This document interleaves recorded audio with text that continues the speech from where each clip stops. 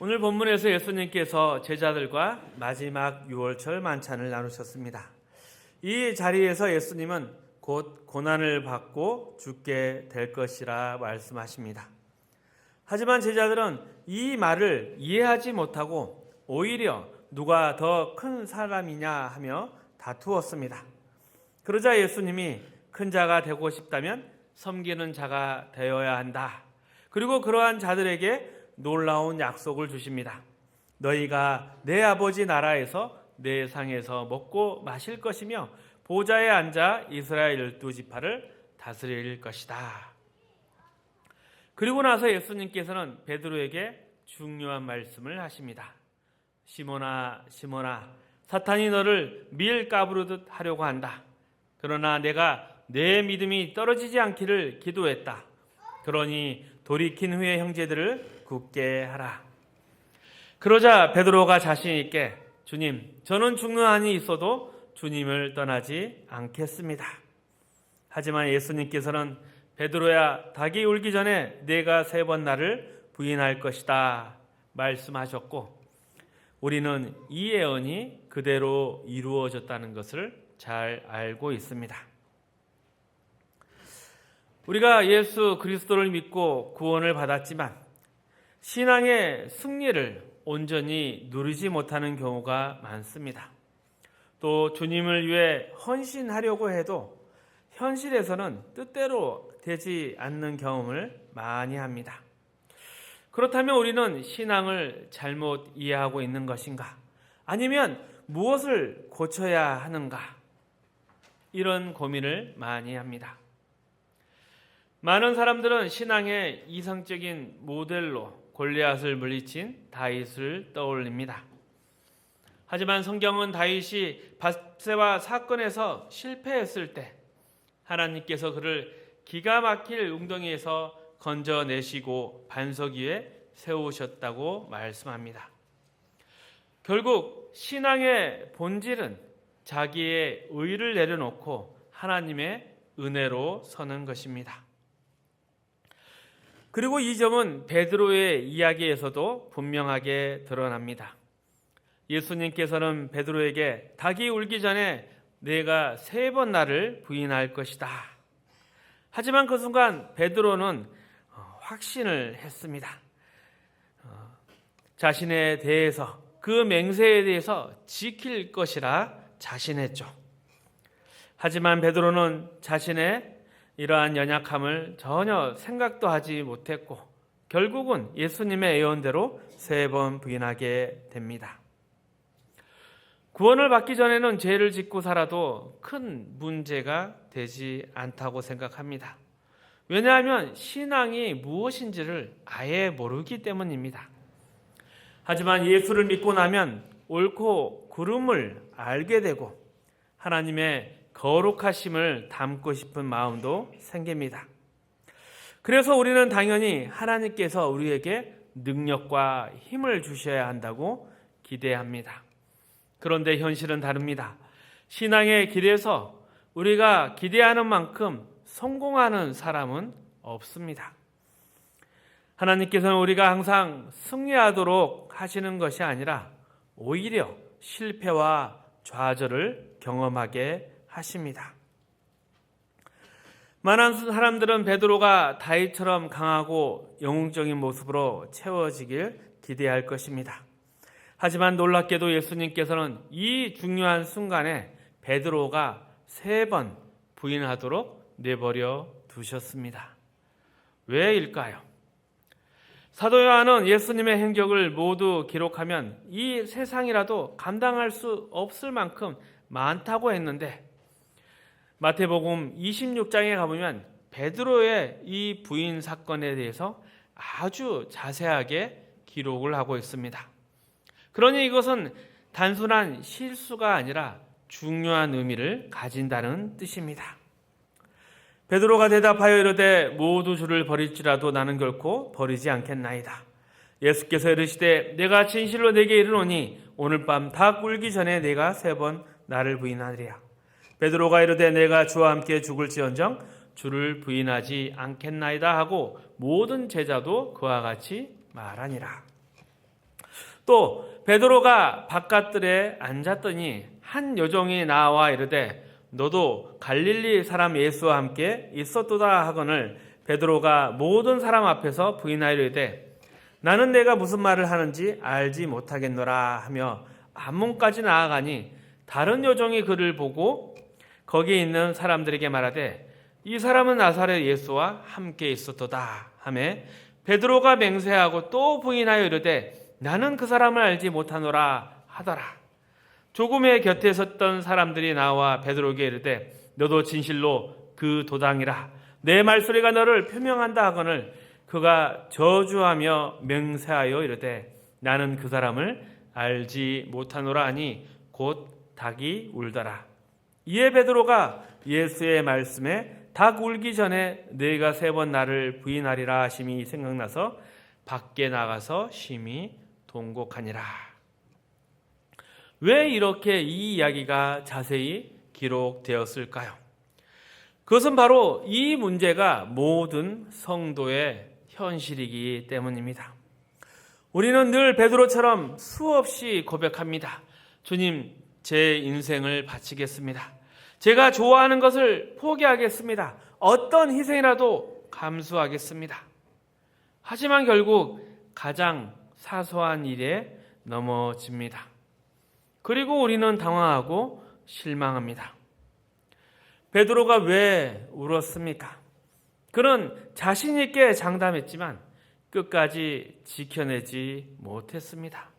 그래서 슬퍼하며 눈물을 흘렸습니다. 요한복음 21장을 보면 예수님께서 부활하신 후 갈릴리 바닷가로 가신 장면이 나옵니다. 거기에는 고기를 잡으며 흩어졌던 제자들이 있습니다. 예수님이 그들을 다시 찾아오셨습니다. 요한복음 21장 15절 말씀 함께 읽어봅니다. 그들이 조반 먹은 후에 예수께서 시몬 베드로에게 이르시되 요한의 아들 시몬아 내가 이 사람보다 나를 더 사랑하느냐 하시니 이르되 주님 그러하나이다. 내가 주님을 사랑하는 줄 주님께서 아시나이다. 이르시되 내 어린 양을 먹이라 하시고. 이게 무슨 뜻일까요? 베드로는 3번 예수님을 부인했습니다. 3번째는 맹세까지 하면서 저주하며 부인했습니다. 그런데 부활하신 예수님께서 베드로에게 이렇게 물으십니다. 내가 이 사람들보다 나를 더 사랑하느냐? 이것은 단순한 질문이 아닙니다. 베드로가 과거에 했던 장담과 관련이 있습니다. 다른 사람은 주님을 버려도 저는 끝까지 주님과 함께 가겠습니다. 죽을 각오가 되어 있습니다. 그는 진심이었습니다.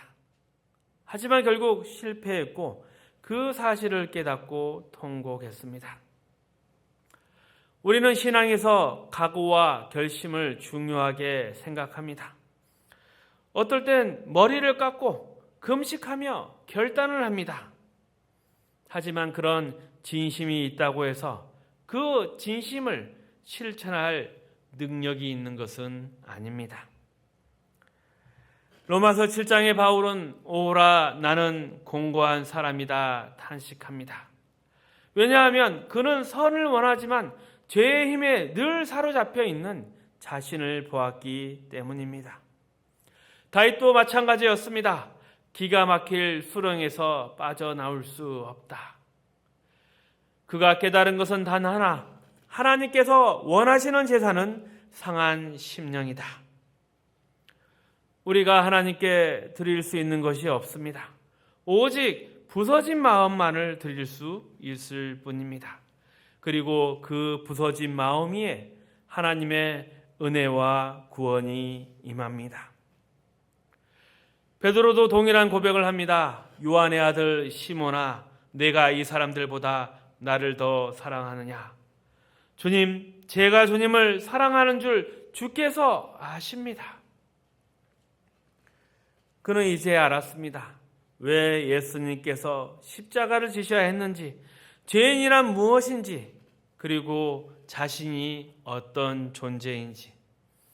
그때 예수님이 말씀하십니다. 내 어린 양을 먹이라. 베드로가 3번 예수님을 부인했던 것처럼 예수님은 3번에 걸쳐서 그의 사도직을 회복시켜 주셨습니다. 요한복음 21장 17절 말씀 함께 읽어봅니다. 3번째 이르시되 요한의 아들 시몬아 내가 나를 사랑하느냐 하시니 주께서 3번째 내가 나를 사랑하느냐 하심으로 베드로가 근심하여 이르되 주님 모든 것을 아시오매 내가 주님을 사랑하는 줄을 주님께서 아시나이다. 예수께서 이르시되 내 양을 먹이라. 베드로가 3번 부인한 것은 우연이 아닙니다. 이 사건은 우리에게 중요한 메시지를 주고 있습니다. 우리가 고백할 수 있는 것은 우리의 진심뿐입니다. 그렇다고 진심이 있다 해서 우리는 그것을 지켜낼 수 있는 것은 아닙니다. 우리에게 이 신앙을 깨닫게 하시는 분도 또 우리가 믿도록 하시는 분도 그리고 그 믿음을 이루어 가시는 분도 오직 하나님이십니다. 이것이 대단히 중요합니다. 이 사실을 놓치게 되면 우리는 결심하고 고백하고 노력하면 된다. 이런 잘못된 신앙에 빠지게 됩니다. 마치 인간의 노력으로 신앙이 완성될 수 있는 것처럼 착각하는 것입니다. 하지만 우리 안에는 지식도 없고 능력도 없습니다. 우리는 무지하고 부패하며 스스로의 마음을 지킬 힘도 없습니다. 그렇다면 왜 하나님께서는 우리의 헌신과 고백을 기쁘게 받으시면서도 곧바로 강하고 승리하는 성도로 만들어주지 않으실까요? 그 이유는 우리가 진심뿐만 아니라 그 진심에 이루는 능력까지도 하나님께 의존해야 한다는 것을 배우게 하기 위해서입니다. 하나님은 우리의 진심만 보시는 것이 아닙니다. 그 진심을 실천할 힘이 없다는 사실까지도 깨닫게 하십니다. 그래서 우리의 결심과 헌신이 종종 무너지고 때로는 죄인의 자리까지 떨어지는 현실을 경험하게 됩니다. 이것이 베드로의 회복 이야기와 연결되어 있습니다. 예수님께서 베드로에게 말씀하십니다. 너는 돌이킨 후에 내 형제를 굳게 하라. 무엇을 의미할까요?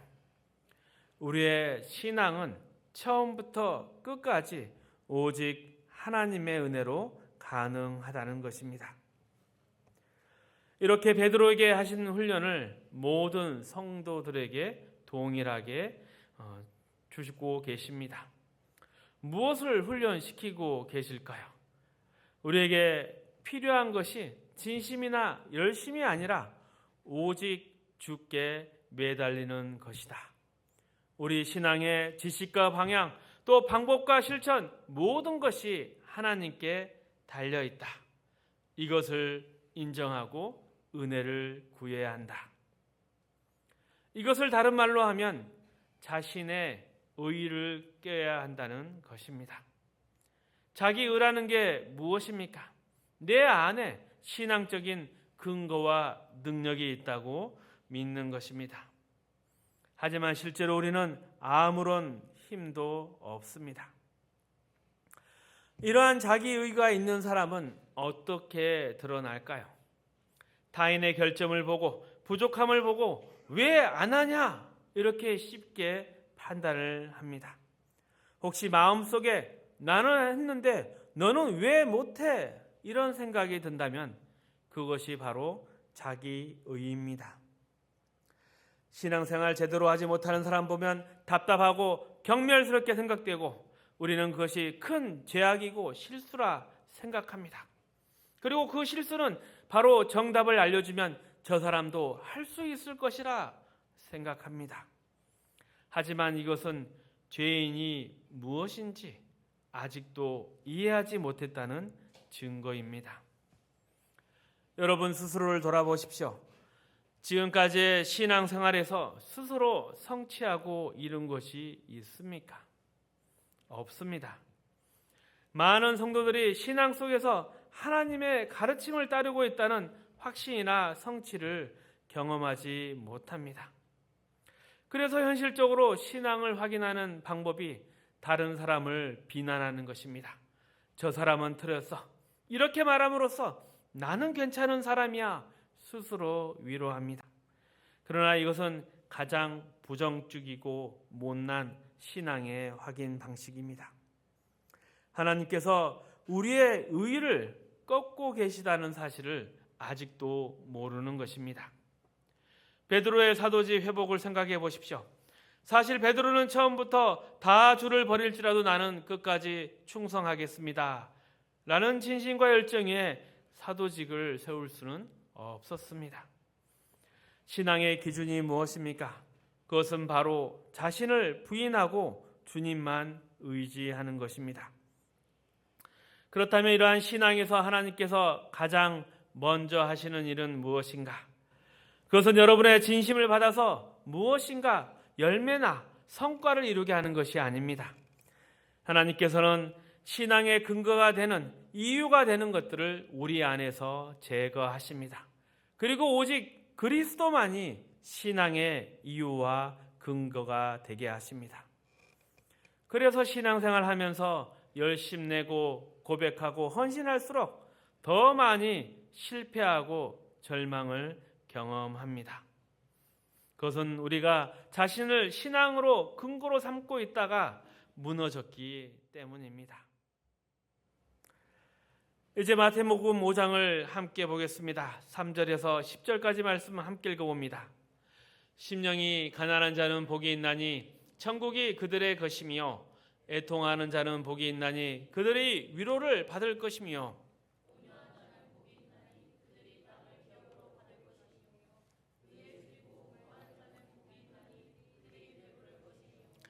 긍휼히 여기는 자는 복이 있나니 그들이 긍휼히 여김을 받을 것이며 마음이 청결한 자는 복이 있나니 그들이 하나님을 볼 것이며 화평하게 한 자는 복이 있나니 그들이 하나님의 아들이라 일컬음을 받을 것이며 의를 위하여 박해받는 자는 복이 있나니 천국이 그들의 것임이라.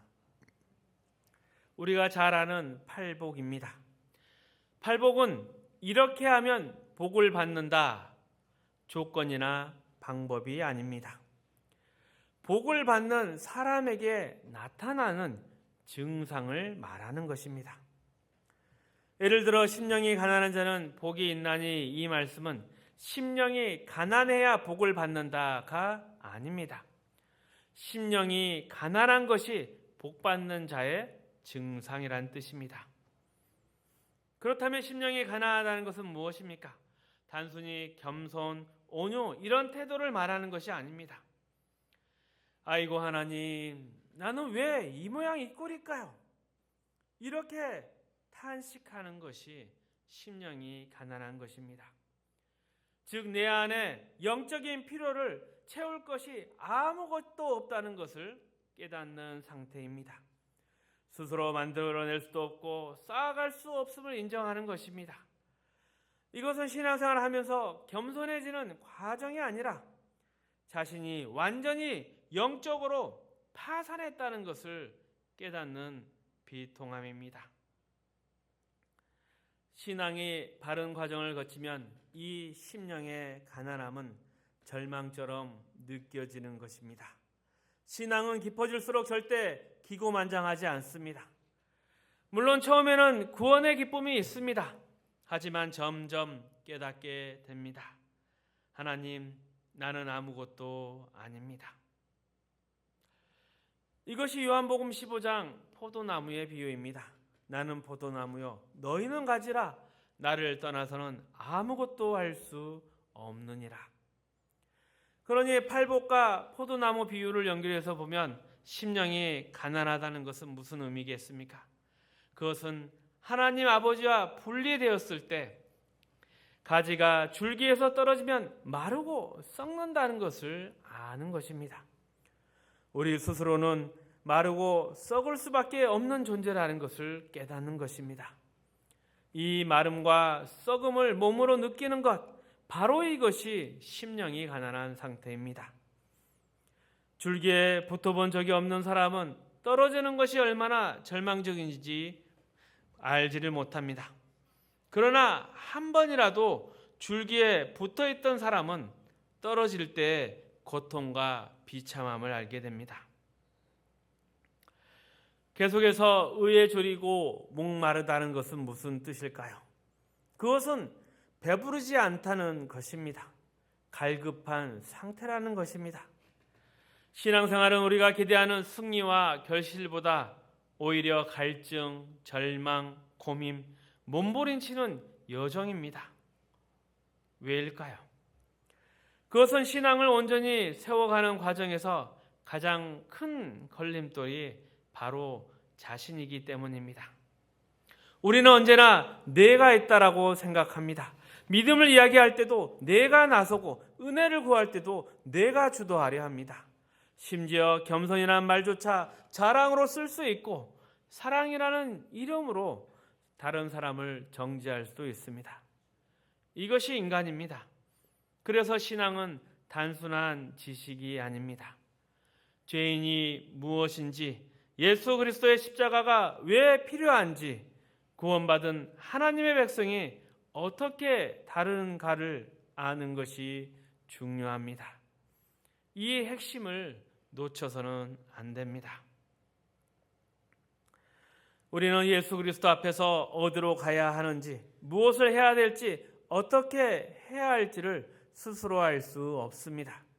오직 하나님께서 힘을 주시고 길을 보여주시고 믿게 하시고 소망을 품게 하셔야 합니다. 그리고 그 소망을 이루게 하시는 은혜를 베푸시도록 간절히 구해야 합니다. 주님, 저를 붙들어 주옵소서, 저를 놓지 말아 주옵소서. 하루 종일 울부짖어야 합니다. 잠시라도 넋을 놓으면 우리는 다시 자기의 의, 자기의 기준, 자기 자랑 속으로 돌아가 버립니다. 그러면 예외 없이 실패합니다. 신앙의 싸움 중에 가장 큰 싸움이 이 싸움입니다.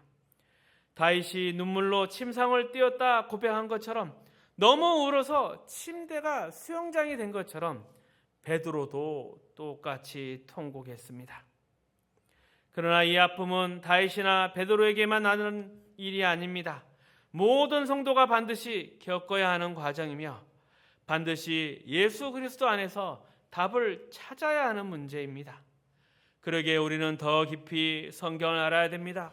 더 많이 무릎을 꿇어야 됩니다. 그리고 더 많이 은혜를 구해야 합니다.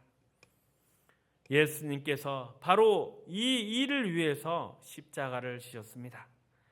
하나님의 자녀로 사는 모든 자는 반드시 해야 할 싸움이 있습니다. 바로 자신을 쳐서 복종시키는 싸움입니다. 이 싸움은 평생 지속되는 신앙의 길이며 모든 성도가 반드시 가야 하는 유일한 길입니다. 말씀을 정리하겠습니다. 우리는 예수님을 믿고 구원을 받았지만 신앙의 길이 항상 승리로 이어지는 것이 아닙니다.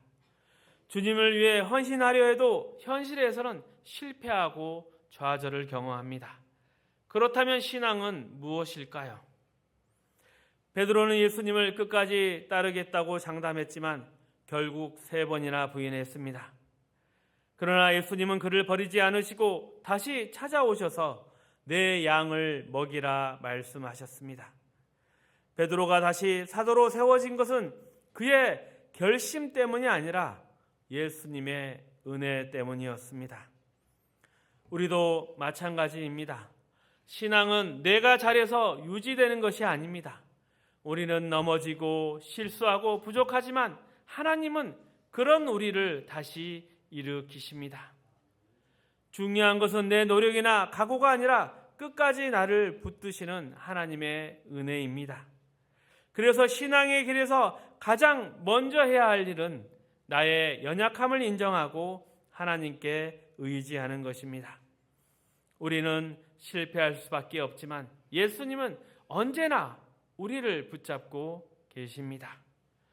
결국 신앙은 나의 의나 결심이 아니라 하나님의 은혜로 걷는 길입니다.